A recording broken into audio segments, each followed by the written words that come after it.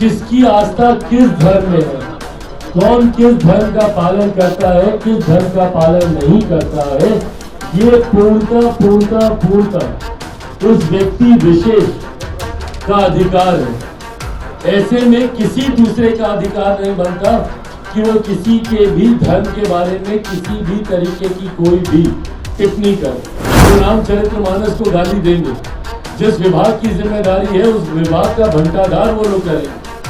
उस विभाग से जुड़ी हुई किसी भी विकास की योजना को वो धरातल पर नहीं उतारेंगे, पर ऐसी योजनाएं उस विभाग से जुड़ी हुई लाएंगे जहां पे एक धर्म विशेष की भावनाओं का के साथ आप खिलवाड़ करेंगे। ये जितने भी 26-27 जितने भी विपक्षी दल हैं, इनकी सोच है सनातन के खिलाफ, इनकी सोच है कि एक धर्म विशेष के खिलाफ रणनीति को लेकर आगे बढ़ने का ये लोग काम कर रहे हैं। योजना बनाई गई है और इस योजना का लोक जनशक्ति पार्टी रामविलास पूरी तरीके से निंदा करती है। हम लोग बार बार इस बात के पक्षधर रहे हैं कि भारतीय राजनीति में चर्चा सिर्फ और सिर्फ विकास को लेकर होनी चाहिए। भारतीय राजनीति में कहीं से भी किसी भी जाति, किसी भी धर्म या किसी की भी आस्था को लेकर चर्चा की गुंजाइश ही नहीं है। किसकी आस्था किस धर्म में है, कौन किस धर्म का पालन करता है, किस धर्म का पालन नहीं करता है, ये पूर्णतः उस व्यक्ति विशेष का अधिकार है। ऐसे में किसी दूसरे का अधिकार नहीं बनता कि वो किसी के भी धर्म के बारे में किसी भी तरीके की कोई भी टिप्पणी करे। पर आज की तारीख में कहीं ना कहीं ये फैशन बन गया है और इस फैशन के जनक हमारे प्रदेश में भी रहे भैया, जो रामचरितमानस को गाली देंगे। जिस विभाग की जिम्मेदारी है उस विभाग का भंटाधार वो लोग करेंगे। उस विभाग से जुड़ी हुई किसी भी विकास की योजना को वो धरातल पर नहीं उतारेंगे, पर ऐसी योजनाएं उस विभाग से जुड़ी हुई लाएंगे जहां पे एक धर्म विशेष की भावनाओं का के साथ आप खिलवाड़ करेंगे।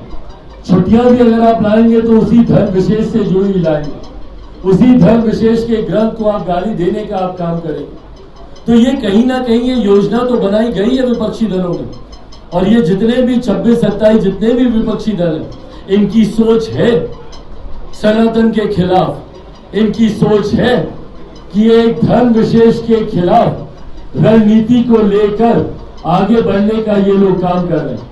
विकास का एजेंडा ही नहीं है भैया इन लोगों के पास। पूछे इन विपक्षी दलों से कि क्या नीति है आपकी।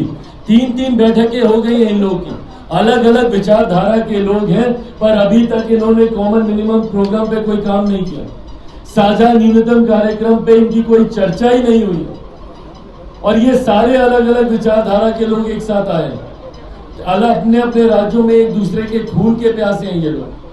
जहां पे लेफ्ट और ममता बनर्जी जी की पार्टी एक साथ आती है, उसमें कांग्रेस एक साथ आती है, मायावती जी, खैर मायावती जी तो खैर अब इनसे दूरी को बना रही है, आपके समाजवादी पार्टी, ये तमाम ऐसे अलग अलग दल हैं जो एक साथ आने का प्रयास कर रहे हैं, जिनकी विचारधाराएं एक दूसरे के पूर्णतः खिलाफ रही हैं।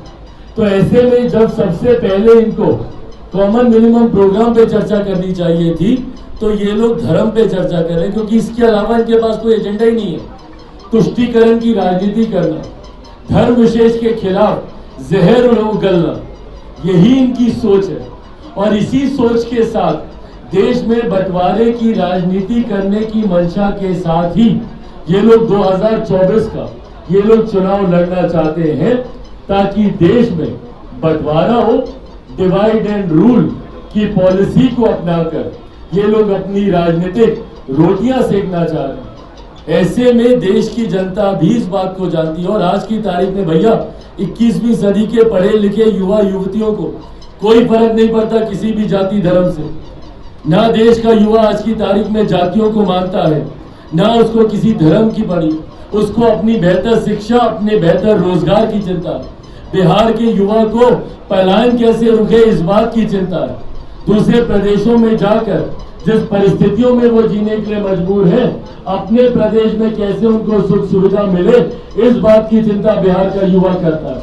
तो ऐसे में जिस सोच के साथ ये विपक्षी दलों का गठबंधन आगे बढ़ रहा है, इसको देश की जनता कभी स्वीकार नहीं करेगी।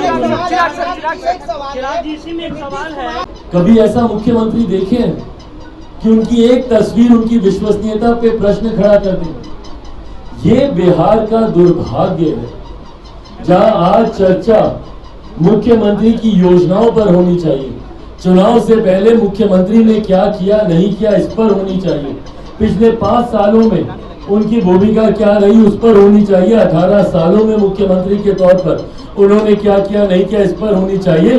तो चर्चा एक तस्वीर से इस बात पर उठ जाती है कि क्या मुख्यमंत्री फिर से पाला बदलेंगे।